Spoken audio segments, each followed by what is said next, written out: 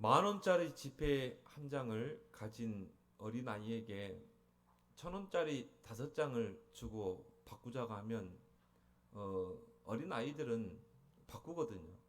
그래서 우리 집사람도 보니까 우리 주혁이는 뭘 손에 쥐면 어릴 때 안 주려고 그래요. 근데 이제 세뱃돈 이렇게 받잖아요. 우리 사모님이 그 아들 돈을 뺏는 방법이 뭐냐? 이제 1,000원짜리 이렇게 딱 주거든요. 야, 2개 줄 테니까 그 한 개를 바꾸자는 거예요.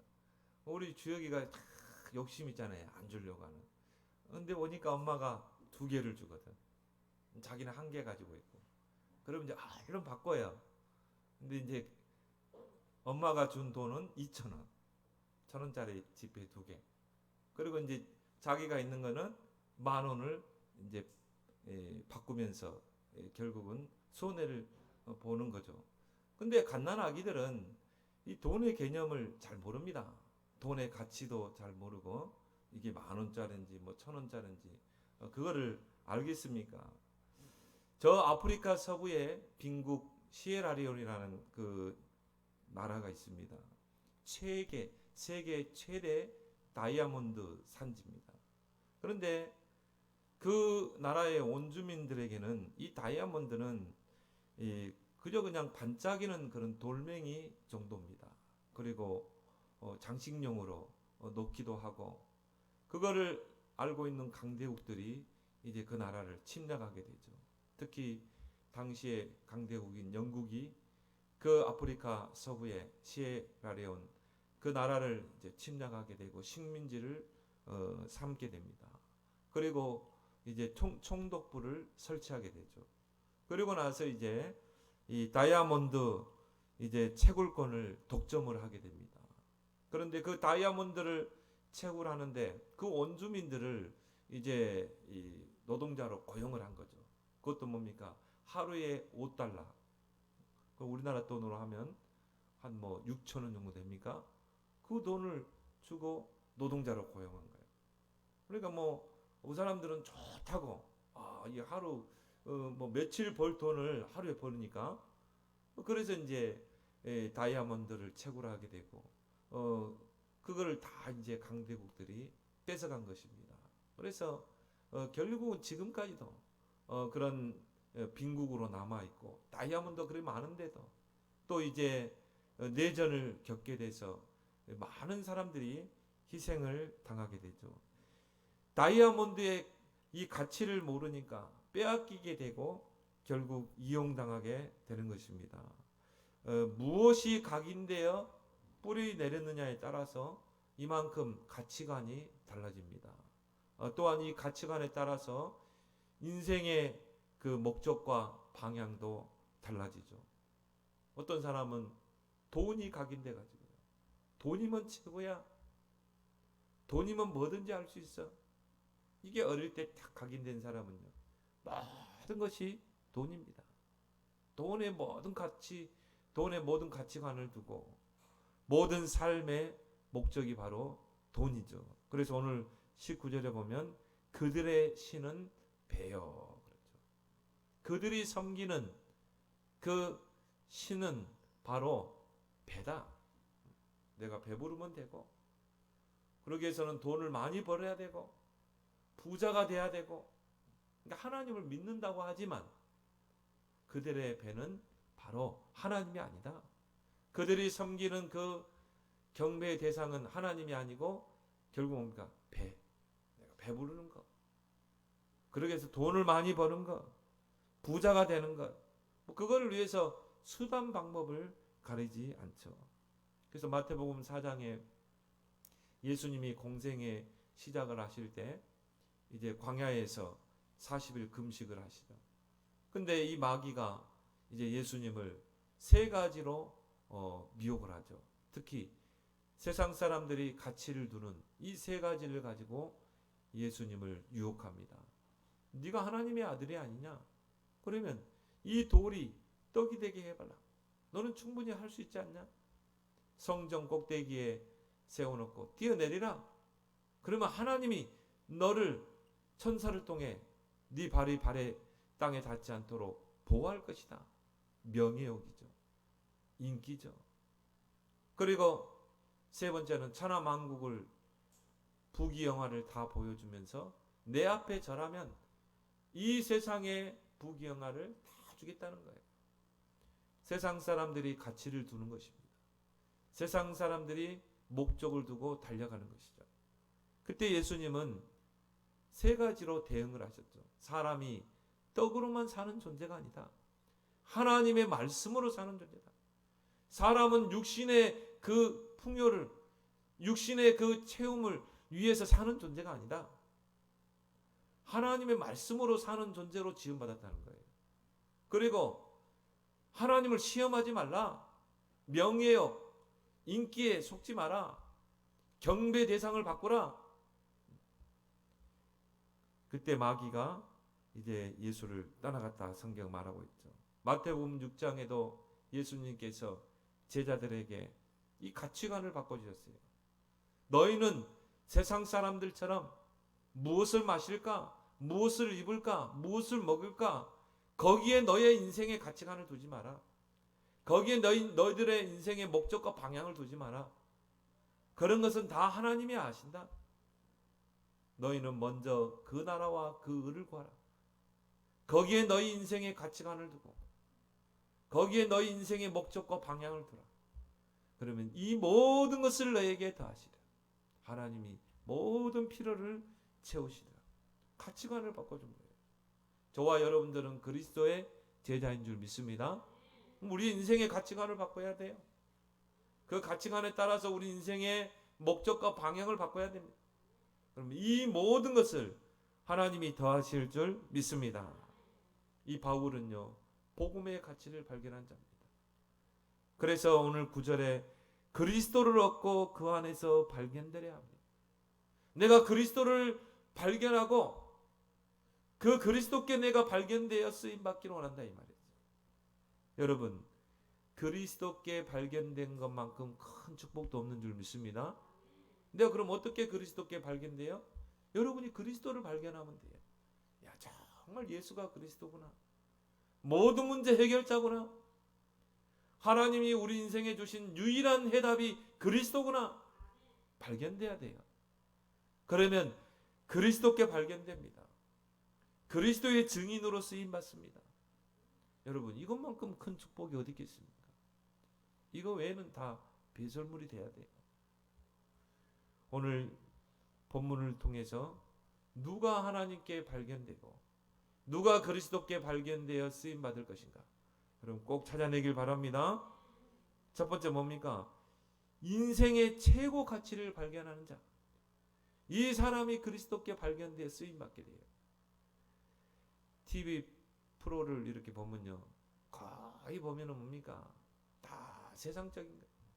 성공, 출세. 이걸 TV 프로에 방영을 해요. 한때 뭐 성공신화. 그런 거 보면요, 다 뭡니까? 성공해야 돼. 출세해야 돼. 그래서 노력해야 돼. 그 내용 아닙니까? 또 요즘 보니까 뭐 서민 갑부. 서민들 중에 이 갑부들을 이 TV에서 이 촬영을 했어요. 보면은 다 그런 거예요. 이 세상에서는 성공해야 돼. 출세해야 돼. 그걸 위해서 뛰어가야 돼. 그걸 우리에게 메시지로 주는 거 아니겠습니까? 이게 다 세상 가치입니다. 하나님이 원하시는 가치가 아니에요. 우리 인생의 최고 가치는 그리스도를 발견하는 것이 되길 바랍니다. 그것만큼 큰 가치가 어디 있겠습니까? 그래서 오늘 바울은 또한 모든 것을 해로 여기고, 해로 여기면 내 주 그리스도 예수를 아는 지식이 가장 고상하기 때문이라. 내 주 그리스도 예수를 아는 지식이 가장 최고 최상이라. 고상이라 말은 뭡니까? 최고 최상이라. 이 사람이 그리스도께 발견된다 이 말이에요. 이 사람을 하나님이 증인으로 쓰시는 것입니다. 여러분의 인생이요, 이런 중요한 시간표가 있어야 돼요. 정말 그리스도를 발견하는 시간표. 그러면요, 내 인생과 목적과 방향이 뚜렷해집니다. 내 인생의 표대가 뚜렷해지겠어요. 나는 무엇을 위해 살 것인가? 나는 무엇에 방향 맞추고 살 것인가? 내 인생의 목적은 무엇인가? 확실하게 나오게 되는 것입니다. 이것이 내 인생에 각인되고 편집되기를 바랍니다. 이게 어릴 때 돼야 돼요. 어릴 때 우리 렘넌트들이요, 정말 그리스도를 발견해야 돼요. 야, 정말 그리스도 외에는 해로운 것이구나. 그리스도가 최고의 지식이구나. 최상의 지식이구나. 세상 지식이 들어가서 각인 내리고 뿌리 내리기 전에 이게 들어가야 된다니까요. 영적인 지식이 각인돼서 편집돼야 돼요. 그리스도의 복음이 각인되고 편집돼야 돼요. 하나님이 왜 모세를 쓰셨습니까? 왜 사무엘, 요셉 그리고 다윗을 썼습니까? 어릴 때 각인되어 편집됐다니까요. 영적인 축복이 각인되어 인생이 편집된 것입니다. 그리스도가 각인되어 편집된 거예요. 그 속에서 내 인생이 설계되고 그 속에서 내 인생이 디자인될 때 하나님이 렘넌트 7명을 쓰셨던 것처럼 우리 후대들을 쓸 줄 믿습니다. 어른들은 안 되냐? 어른들은요, 다른 지식이 많이 들어가 갑니다. 다른 세상 지식 이런 것들이 배우고 주워 들은 것, 이것이 내 안에 각인되고 편집되고 이게 체질이 되다 보니까 쉽게 복음이 각인이 안 돼요. 이걸 뒤바꿔야 되거든요. 왜 우리가 집중 속에 들어가야 됩니까? 바꿔야 되거든요. 우리의 가치관을 바꿔야 되거든요. 인생의 목적과 방향을 바꿔야 되거든요. 근데 우리에게도 가능성이 있는 것이 바울이 40대에 이걸 발견했거든요. 40대에 다메섹에서 그리스도를 만났거든요. 거기서 인생이 편집되고 각인됐거든요. 모세는 80세. 여러분 지금 나이에 시작하길 바랍니다. 그리스도를 발견해야 돼요. 여러분의 기도 제목이 뭡니까? 주님, 내게 그리스도가 발견되게 해주옵소서. 나는 그리스도께 발견되기를 원합니다. 나는 그리스도의 증인으로 쓰임받기를 원합니다. 왜 그리스도가 인생의 최고 가치입니까? 최상의 가치입니까? 사단을 이기는 길은 오직 그리스도밖에 없어요. 눈에 보이지 않는 사단, 지금도 존재합니다. 사단은요, 우리를 축복하는 존재가 아니에요. 우리를 망하게 하는 존재입니다. 사단 마귀가 오는 것은 뺏고 죽이고 멸망시키는 거라고 그랬어요. 도적이 오는 것, 도적이 사단 마귀 아닙니까? 이 사단을 이길 수 있는 길은 오직 그리스도밖에 없다 이 말이에요. 하나님의 아들이 오신 것은 마귀의 일을 멸하라 하십니다. 왜 그리스도가 우리 인생의 최고 최상의 지식입니까? 그리스도가 아니면 모든 저주 재앙을 막아낼 수 없습니다. 푸닥거리 한다고 막아냅니까? 부적 붙인다고 막아냅니까? 안 돼요. 우리를 위해서 십자가의 대속물이 되시고 나를 대신해서 십자가의 저주를 받으신 그 그리스도 붙잡는 순간 모든 저주 재앙이 무너지게 돼 있어요. 그래서 십자가는요, 저주의 틀입니다. 죄로 인해서 저주받은 인생이 못 박혀 죽는 곳이 십자가예요. 어떤 사람들은 자랑스럽게 십자가 큰 걸 목걸이 메고 다니고 귀걸이도 십자가인데 나는 저분이 무슨 의미를 알고 저 목걸이를 차고 다닙니까? 십자가는 저주의 형틀이에요. 저와 여러분들이 받아야 될 그 저주와 재앙을 예수님이 십자가에 그 저주의 형틀에 못 박히신 거예요. 그래서 여러분들이 죄와 사망의 법에서 해방된 것입니다. 그래서 우리는 십자가를 바라보면서 이제 내가 십자가에 못 박혀야 되는구나. 그것이 십자가의 의미지. 악사사리가 그게 진정한 십자가의 메시지입니까? 아니죠. 죄로 인한 모든 저주 재앙을 막아내는 방법이 그리스도라 이 말이에요.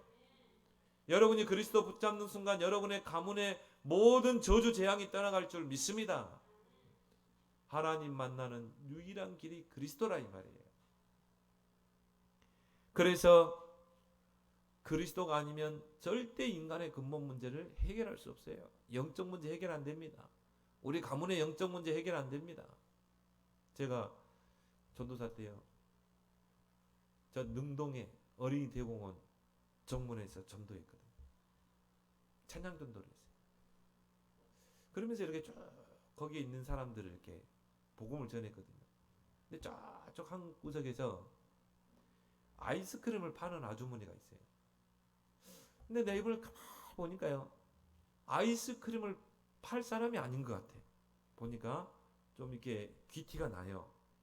근데 아이스크림을 팔고 있더라. 그래서 아주머니, 저는 이제 이 전도사고 복음 전하는 전도자입니다. 복음 들어보셨습니까? 한 번도 안 들어봤대요.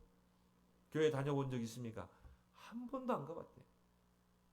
한 이 복음을 한 번도 안 들어봤어요? 자기에게 이 복음을 전해주는 사람이 없었대요. 그럼 제가 왜 하나님을 만나야 되고 왜 예수 그리스도가 우리에게 필요한지 제가 한번 딱 5분만 전할 테니까 들어보실래요? 그러니까 싫대요. 자기는 뭐 취미 없대요. 근데 나도 옛날에 당신과 똑같은 말 했다. 나도 불신자로 살았다. 하나님 없다고 이야기했다. 근데 인생은 모른다. 오늘 당신의 인생이 역전될 수 있다. 당신의 그 숨은 고민이 오늘 해결될 수 있지 않냐. 그리고 나와 당신은 오늘 첫 만남이요 마지막 만남이 될 수 있다. 그럼 믿어봐야 본전인지 한번 들어보면 어떻겠냐. 들어보겠다는 거예요. 제가 이분에게요. 왜 그리스도가 필요한가? 왜 그리스도가 이 땅에 오셔야 되는가? 왜 그리스도께서 십자가에 죽으셔야 되는가? 복음을 잘 설명했어요. 근데 5분 딱 전에 보니까 이분이 듣는 거예요. 그래서 내가 좀 길게 했죠. 한 10분, 한 20분 복음을 딱 전하는데요. 영접하겠냐고 그러니까 영접하겠다는 거예요. 그래서 그분이 거기서 예수님을 딱 영접하고요. 그래서 제가 이제 가까운 교회 가셔서 신앙생활 잘 하십시오. 그리고 딱 가려고 하는데요. 그 복음 다시 들으면 안 되겠냐는 거예요. 자기 집에 와서 이 복음을 좀 전해달라는 거예요. 뭔가 이분이 그 복음에 반응을 보이는 거죠. 그래서 이제 제가 이분이 전화번호와 주소를 이렇게 적어주더라고요. 근데 보니까 강남에 있는 삼성동이에요. 삼성동의 그 산자락에 고급 아파트에 살아요. 그 빌라촌에. 나는 그런 집을 처음 봤어요. 내가 이제 주소를 찾아가는데요. 철대문이 있고요. 고급 빌라촌에 3층 집인데요. 거기서 사는데, 이야, 뭐 집이 한 100평 되는 것 같아요. 그래가지고 거기를 들어가는데요. 이분이 탁 저를 이제 집으로 반겨주면서 그 복음이 그때 일요일 날 전도사님이 전했던 그 복음이 나하고 딱 맞다는 거예요. 근데 이분이 보니까 무속인의 줄기가 있어요. 그 할머니도 어머니도 무속인입니다. 자기도 이제 그 신기가 내려왔는데 그거를 그렇게 거부를 한 거예요. 그래서 뭐 그런 사람들 보면 막 신을 달래기 위해서 뭐 굿땅에 가서 빌기도 하고 하잖아요. 거부를 하는데 이미 신병이 왔어요. 밤마다 악몽에 시달린다는 거예요.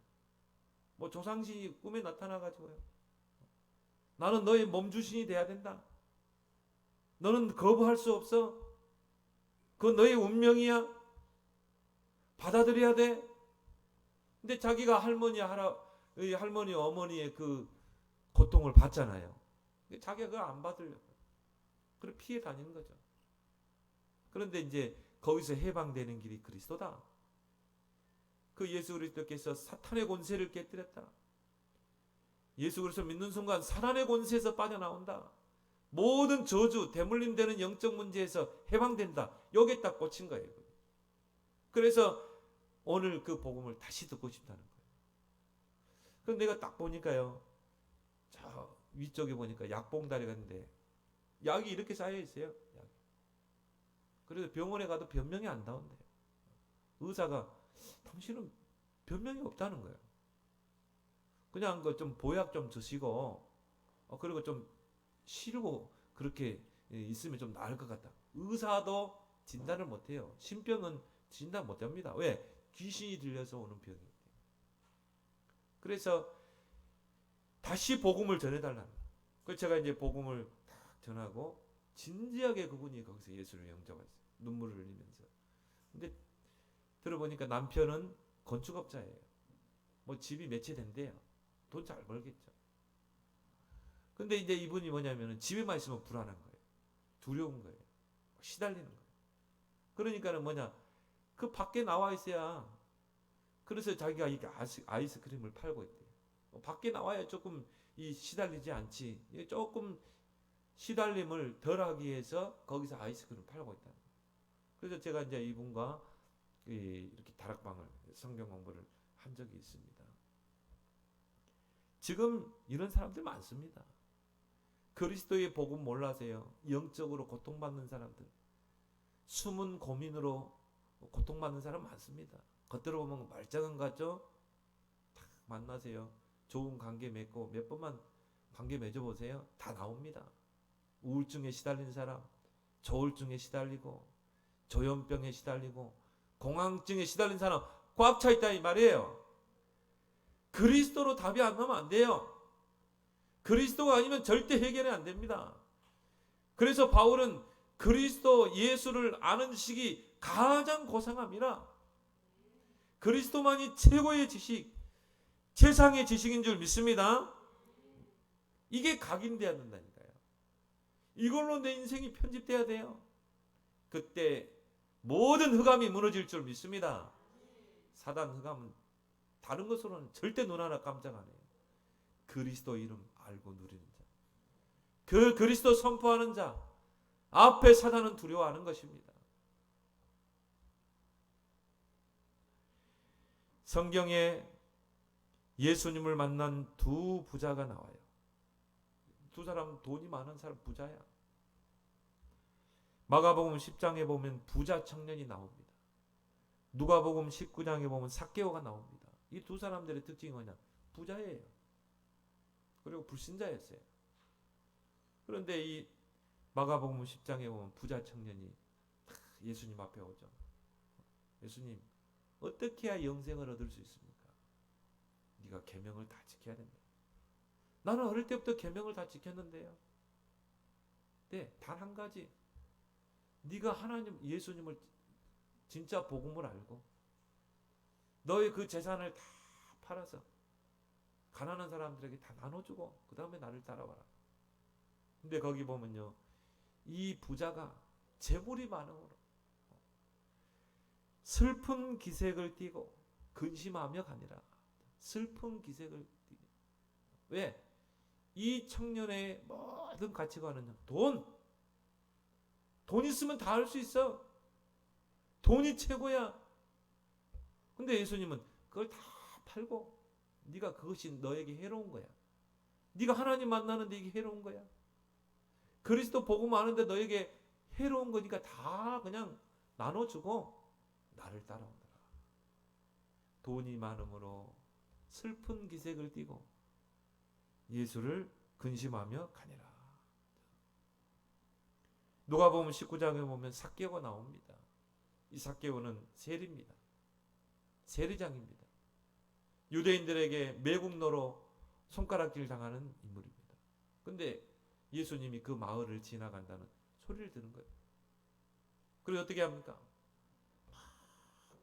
군중들이 운집해 있는데요. 거기 가서 예수님 얼굴을 한번 보려고. 그런데 키가 작아가지고 그 예수님을 볼 수가 없는 거라. 그래서 어떻게 해요? 뽕나무 위에 올라가가지고 그 예수님 얼굴 한번 보려고. 여러분, 부자들이 보면요, 다 행복하고 만족한 것 같아도 그렇지 않습니다. 뭔가 모르게 갈급해요. 인생이란 존재는 하나님이 지을 때 떡으로만 사는 존재로 짓지 않았다니까요. 떡 많고 돈 많고 만족이 있습니까? 오히려 더 갈급해요. 영적인 것 없이 육적으로 많아진다. 더 갈급합니다. 그거는 마치 내 목이 마른데 그 갈증을 해결하기 위해서 바닷물을 마시는 것 같아요. 여러분이 막 목이 마른데 바닷물 마시면 어떻게 돼요? 더 갈증이 오게 되지. 그게 하나님 떠난 인생입니다. 이 삭개오는 돈이 많은 사람, 여러 가지 부정적인 방법으로 부를 쌓았던 사람입니다. 근데 만족이 없는 거라, 행복이 없는 거라. 근데 예수님에 대한 소문을 들은 거예요. 그 뽕나무 위에 올라가서 예수님 얼굴 한번 보려고요. 그래서 예수님의 그 발걸음을 멈추게 하잖아요. 삭개오야, 뽕나무에서 내려오라. 내가 네 집에 유하여야 되겠다. 예수님은 미리 본 거죠. 아, 이 영혼이 갈급한 영혼이구나. 하나님 만나야 될 영혼이구나.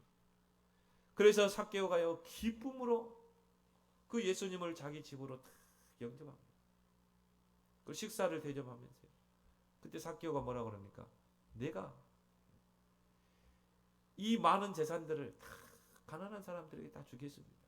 그리고 내가 부정한 방법으로 남의 돈을 뺏고 했다면 내가 배로 갚아주겠습니다. 오늘 이 집에 여호와 하나님의 구원이 임하였느니라. 여러분, 그 재물이 오히려 나에게 해로운 거랍니다. 복음을 아는데 이게 해로운 거예요.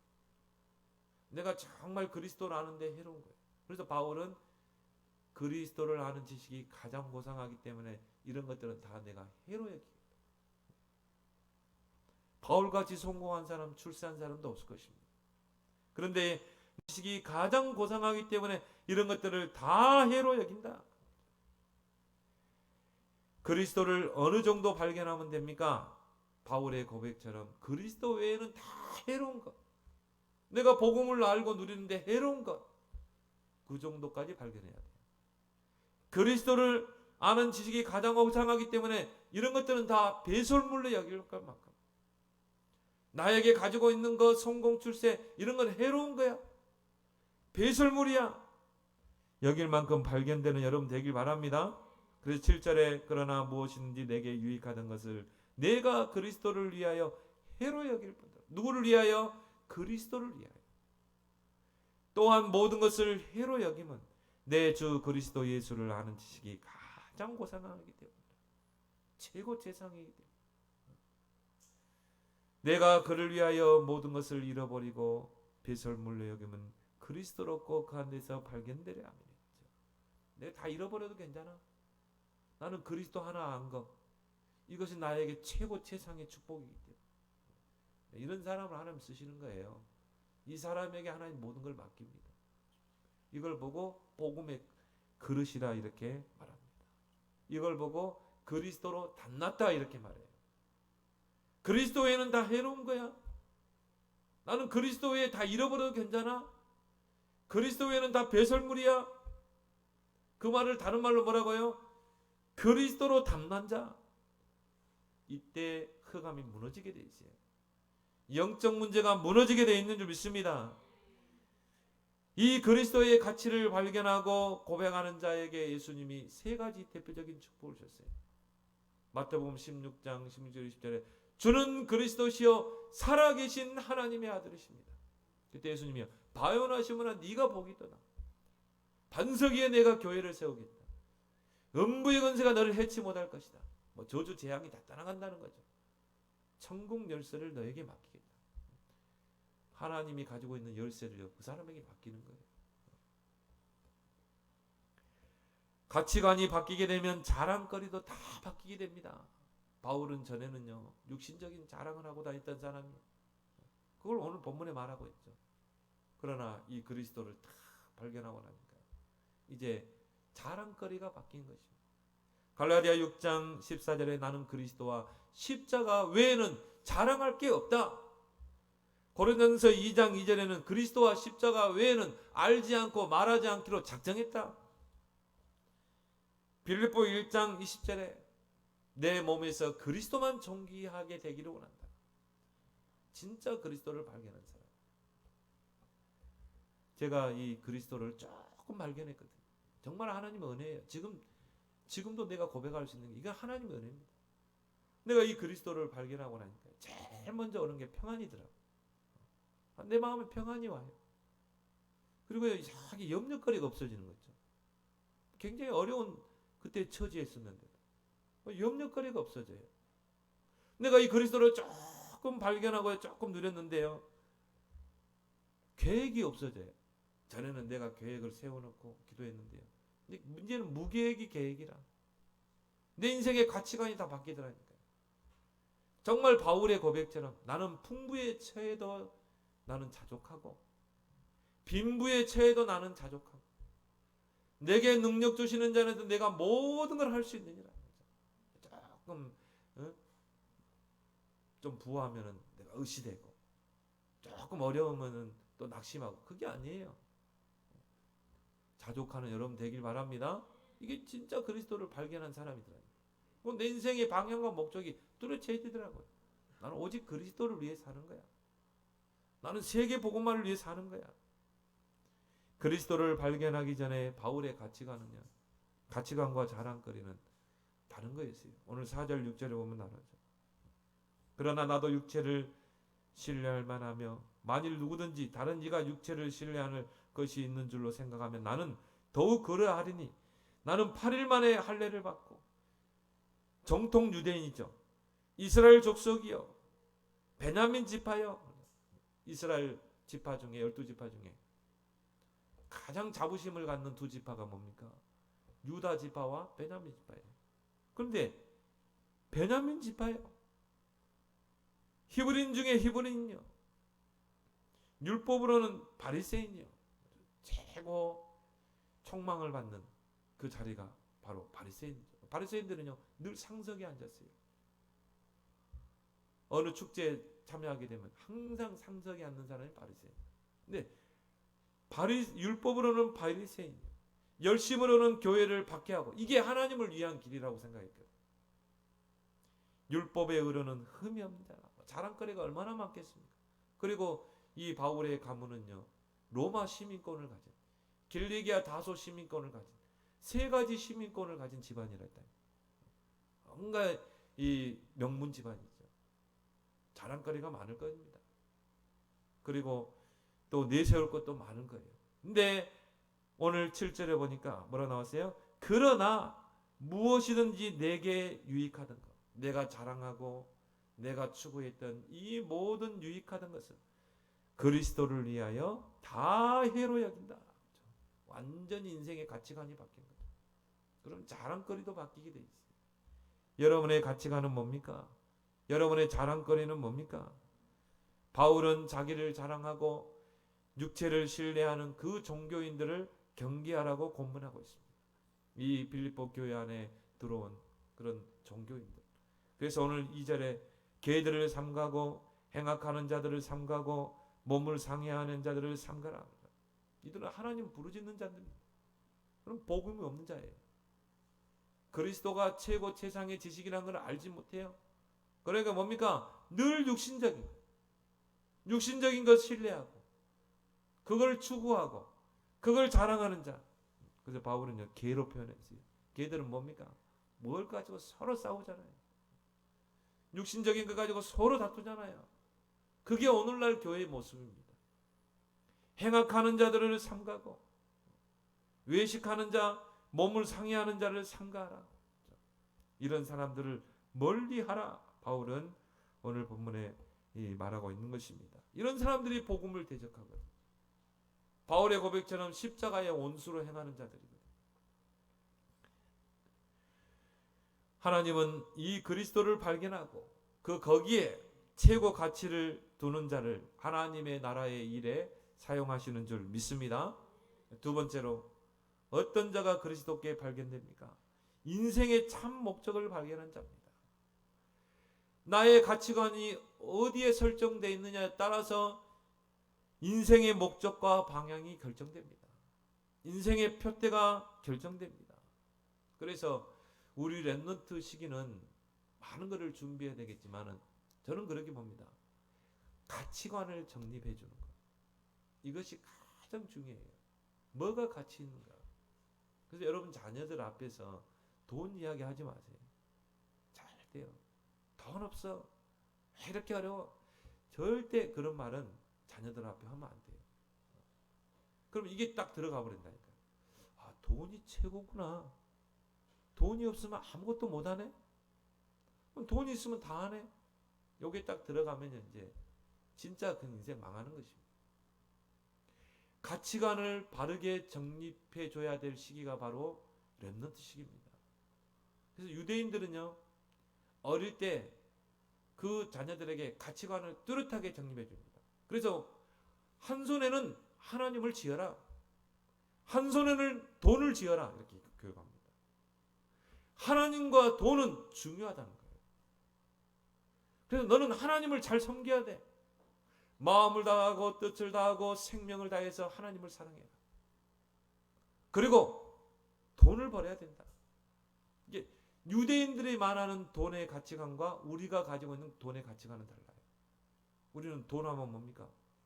부자 되고 좋은 집, 좋은 차 타고 다니고 쪼달리지 않고. 우리는 그렇게 돈을 생각하잖아요. 유대인들은 그렇게 보지 않아요. 돈은 위기를 막는 것이다. 그리고 돈은 하나님의 일을 하는 데 쓰는 것이다. 그래서 유대인들은요, 돈을 벌어서 어떻게 합니까? 하나님의 나라에, 하나님의 일을 위해 씁니다. 우리가 말하는 하나님의 일과 다르죠. 우리는 복음 전하고 그리스도 전파하는 데 쓰지만. 그래서 유대인들은요, 내가 누구에게 돈을 빌린다, 5배로 갚아줍니다. 그리고 기부 문화가 형성돼 있어요. 그렇게 해서 후대를 키웁니다. 그리고 유대인들의 사상 속에는요, 세계 이 발전에 기여해야 된다는 게 심겨져 있어요. 그래서 지금 세계 경제를 쥐고 있는 유대인들 아닙니까? 왜 그래요? 어릴 때부터 돈에 대한 가치관을 심어주기 때문에, 하나님에 대한 가치관을 심어주기 때문에. 여러분이 돈에 대한 가치관을 잘 심어줘야 돼요. 돈의 노예가 되지 않도록. 그래서 돈은 가치 있게 써야 한다는 것, 그걸 여러분이 꼭 여러분 자녀들에게 심어주길 바랍니다. 오늘 바울은 12절부터 14절에 말합니다. 나는 그리스도 예수께 잡힌 바 된 것을 잡으려고 달려간다. 13절에는 앞에 있는 것은, 뒤에 있는 것은 잊어버리고 앞에 있는 것을 잡으려고 쫓아가노라. 14절에도 위에서 부르신 부름의 상을 향하여 달려가노라. 오늘 잡으려고, 그 말이 많이 나와 있죠.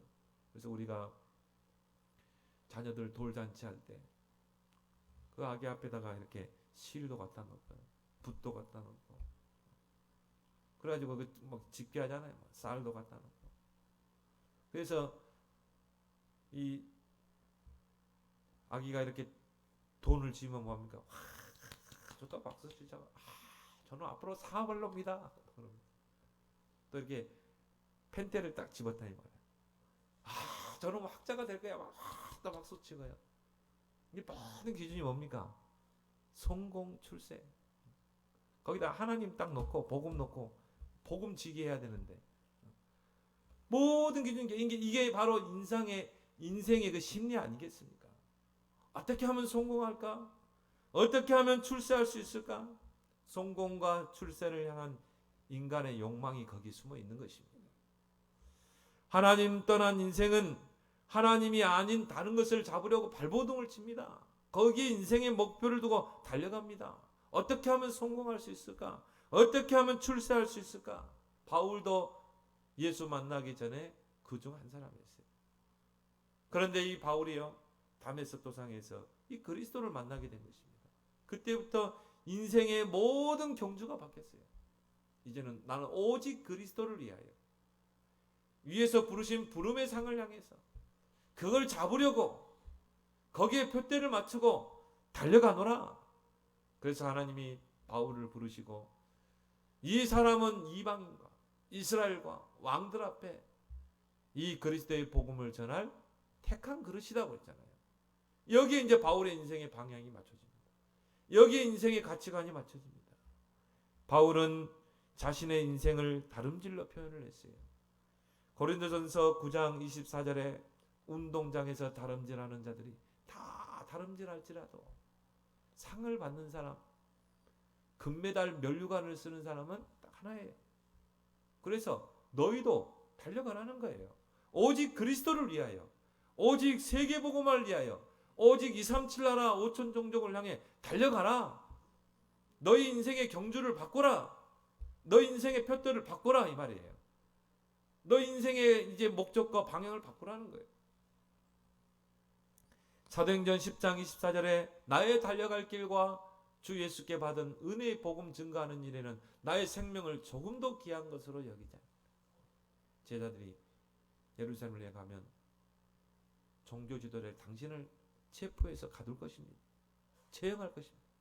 가지 말라고 만류할 때 한 고백이죠. 나의 달려갈 길이 아직 남아있다. 그 일을 마치려 하면은 나의 생명을 나는 조금 더 귀한 것으로 여기지 않겠다. 만약 나의 다른 일에 그 경주에 아직 이제는 도착점이 아직 멀었다 이 말이에요. 디모데후서 4장 7절에 나의 달려갈 길을 마치고 믿음을 지켰으니 이후로는 나를 위하여 의의 면류관이 예비되어 있습니다. 이제 바울의 종착지가 이제 도착한 거죠. 바울이 그 표대를 마치고 다름질했던 그 마침표가 이제 감옥에서 맞춰진 것입니다. 그래서 디모데후서는 바울의 어떻게 보면은 인생을 마무리하는 유언서죠. 나의 달려갈 길을 마쳤다 이제. 죽음이 임박했다는 거예요. 믿음을 나는 지키고 의의 면류관이 나를 위해 예비될 것이다. 이런 고백의 신앙이 되길 바랍니다. 정말 그리스도를 발견하고 담난 자는 인생의 목적과 방향이 뚜렷해집니다. 인생의 표대가 뚜렷해져요. 오직 복음을 위하여, 오직 그리스도, 오직 세계 복음화. 여기에 우리 인생의 표대가 딱 맞춰지게 돼 있어요. 내가 맞춰야지 그게 아닙니다. 발견할 때 내 인생의 가치관이 뚜렷하게 세워질 때 나는 그리스도 예수를 아는 지식이 가장 고상한 지식이야. 나는 여기에 내 인생의 표대를 맞추고 달려갈 거야. 그때 내 인생의 표대가 뚜렷하게 맞춰주는 줄 믿습니다. 제가요 정말 하나님의 은혜입니다. 지금도 그렇게 고백해요. 1996년에 제가 이 복음을 접했거든요. 정말 얼마나 행복했는지 몰라요. 복음 그 듣는 자리가 너무 행복하더라. 그때부터 2021년 지금까지 25년 동안 줄기차게 한 방향만 맞추고 달려온 것 같아요. 오직 그리스도, 오직 세계복음화. 근데요, 나도 모르게 여기에 내 인생이 편집됐더라고요. 그거 외에는 저는 관심이 없습니다. 별로. 솔직히 고백하면. 오직 그리스도 누리고, 오직 그리스도 전하고, 오직 이 복음 땅끝까지 증거하는 것. 이거 외에는 저는 관심이 없어요. 근데 이게 나도 모르게 그 복음 속에 내가 들어가서 달려가다 보니까 나도 모르게 편집되더라고요. 나도 모르게 이게 어느 세팅이 되는 거 있죠. 그렇다고 뭐 이룬 것이 있냐? 바울도 그랬잖아요. 이룬 것이 아니요. 아직 이룬 것도 아니고 이루었다 함도 아니고 그리스도 예수께 잡힌 바 된 그것을 잡으려고 이것이 나의 동기라. 여러분의 동기가 되길 바랍니다. 지금도 이 지구촌에는요 많은 사람들이 뭔가를 잡으려고 막 달려갑니다. 그래서 이 요즘 TV 프로에서요 뭐 우리 전도자도 자주 보더라고. 나는 자연인이다. 그 프로 저도 이렇게 자주 보거든요. 근데 그거 보면은 산 속에 들어와 가지고 그 통나무 집 짓고 움막 짓고 거기서 그냥 편하게 살아요 그냥. 그래서 보니까 산에서 뭐 나물 캐 가지고 텃밭에서 나는 거 먹고 뭐 그렇게 살더라고요. 근데 그 사람들의 사연을 딱 들어보면요 나름대로 세상에서 성공했던 사람들이에요. 그리고 진짜 내 인생에 뭔가 표대를 맞추고 달렸던 사람이야. 두 가지 아닙니까? 성공, 출세. 그걸 위해서 막 달려갔던 사람이야. 근데 여러분, 인생은요, 막 쫓아가고 쫓기는 게 인생입니다. 그렇죠? 여러분 정상에 서면은 뭐 좋을 것 같아요? 쫓깁니다. 항상 그럼 정상에 있습니까? 그렇지 않습니다. 그러니까 거기서 얼마나 스트레스를 받았는데요. 이 사람들이 막 그 성공을 향해서 출세를 향해서 달려갔다. 근데 어떤 사람은 너무 스트레스 받아가지고 그래 머리가 터질 정도로. 그래서 모든 걸 내려놓고요. 누구 말대로 비우고 산으로 와요. 또 어떤 사람은 막 진짜 병이 와가지고, 그래서 이러다가 내 인생 이 병들어서 죽는가, 죽음으로 마감하는가 보다. 또 그래서 산에 와 있는 사람들 속이 편하다는 거예요.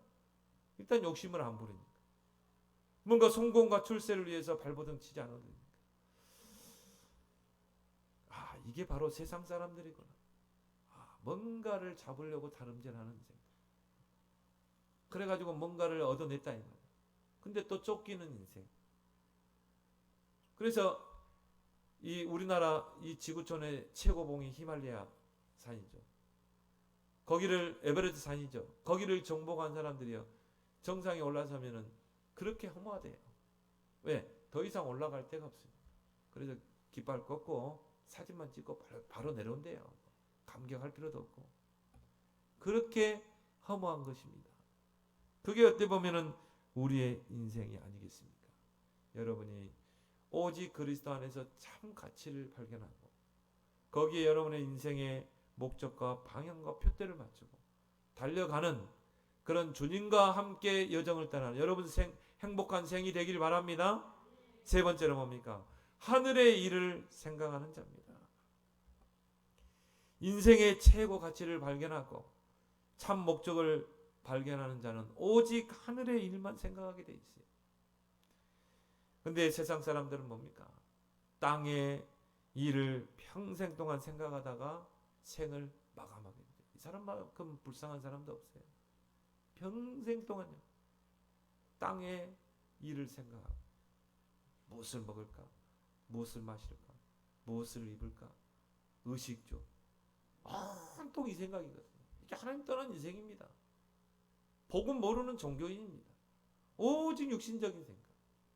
오직 육신적인 자랑. 오직 땅의 일만 생각하는 자. 누가복음 16장에 보면 그 부자 보세요. 하나님 무시하고 하나님 어디 있어? 돈이 최고야. 돈만 있으면 다 할 수 있어? 평생 그렇게 살았거든요. 그래가지고 뭡니까? 성공의 자리에 갔는데요. 인생이 허무한 거라. 공허한 거라. 매일 술파티 하다가 그래도 하나님 안 믿고 죽어서 지옥 가잖아요. 그게 하나님 떠난 인생 아니겠습니까? 평생 땅의 일만 생각하고 평생 땅의 일을 추구하고 살다가 결국은 허무한 인생으로 생을 마감하는 거죠. 오늘 18절에요. 그리스도의 십자가의 원수로 행하느니라.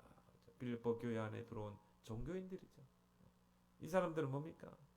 오직 육신적인 것. 내가 어떻게 하면 자리를 차지할까? 어떻게 하면 내가 이 돈을 취할 수 있을까? 오직 육신적인 거라. 하나님을 부르면서도요. 오직 땅의 것만 생각하는 자. 그래서 바울은 눈물로 호소하죠. 눈물로 호소하나니. 오늘 18절 봅시다. 내가 여러 번 너희에게 말하거니와 이제도 눈물을 흘리며 말하거니와 여러 사람들이 그리스도의 십자가의 원수로 행하느니라. 자, 그냥 하늘의 일에는 관심이 없어요. 하늘의 일을 생각하지 않습니다. 그들의 마침은 멸망이요 그들의 신은 배요 그 영광은 그들의 부끄러움에 있느니라. 세상적이고 육신적이고 정욕적인 것. 그래서 바울은 골로새 3장 2절에 땅의 것을 생각하지 말라. 골로새 3장 5절에 땅에 있는 지체를 죽이라. 우리는 오직 하늘의 일을 바라보고 하늘의 일만 생각하는 자가 되길 바랍니다. 그래서 예수님이 부활하신 예수님이 제자들을 감람산에 불러 모시고 40일 동안 하신 일이 뭡니까? 하나님의 나라의 일을 설명했어요. 너희들은 이제 하나님의 나라의 일만 생각해야 돼. 하나님의 나라를 이 땅에 이루는 일에 너희 생을 올인해야 돼. 이제 제자의 길을 걸어야 돼. 다른 사람은 넓은 길로 가지만 너희는 좁고 협곡한 곳으로 가야 돼. 그래서 예수님이 우리에게 주신 기도 제목도 마찬가지입니다.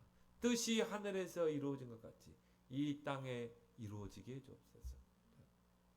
오직 하나님의 나라, 하나님의 의가 이 땅에 이루어지도록 오직 하늘의 일만 생각하는 여러분이 되길 바랍니다. 그래서 오늘 20절에 바울은 많은 사람들이 육신의 일을 추구하고 어떻게 하면 내가 돈을 벌고 교육자들도 보면요 돈에 노예가 된 사람 많아요. 어떻게 하면 상석이 앉고 어떻게 하면 내가 인기를 끌고. 바울은 그러나 우리의 시민권은 하늘에 있는지라 거기로부터 구원하는 자 곧 예수 그리스도를 기다리노니. 그 말은 뭔 말합니까? 우리는 오직 하늘의 일을 생각해야 된다. 하늘의 일을 생각하고 하나님의 나라를 이 땅에 이루는 일에 내 인생을 올인하는 자에게 천국의 배경이 임할 줄 믿습니다. 천국 보좌의 배경이죠. 하나님이 누구에게 그 배경으로 함께 하시겠어요? 정말 하나님의 나라에 내 인생의 방향을 맞추는, 오직 하나님의 나라만 생각하는 자. 이 배경은요 땅에 있는 그 모든 배경을 합친 가운데 비교할 수 없는 배경입니다. 천국의 시민권, 천국의 배경, 보좌의 배경, 보좌를 움직이는 그 배경이 저와 여러분들에게 있다 이 말이에요. 그러면 우리의 모든 방향은 뭡니까? 하나님의 나라, 하나님의 의.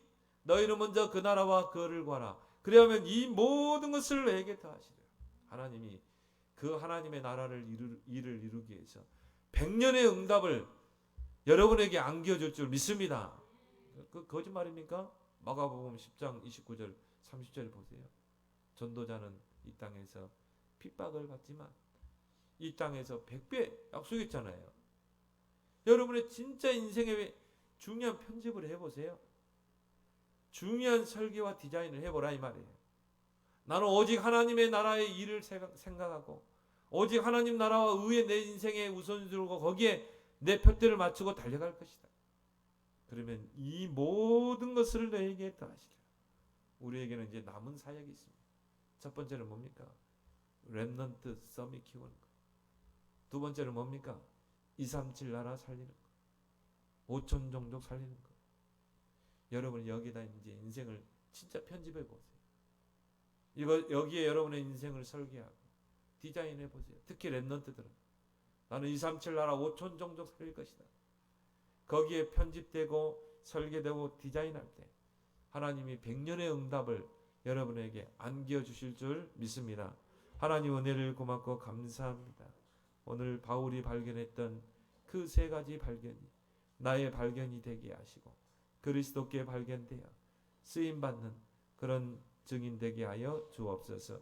예수님의 이름으로 기도드리옵나이다. 아멘.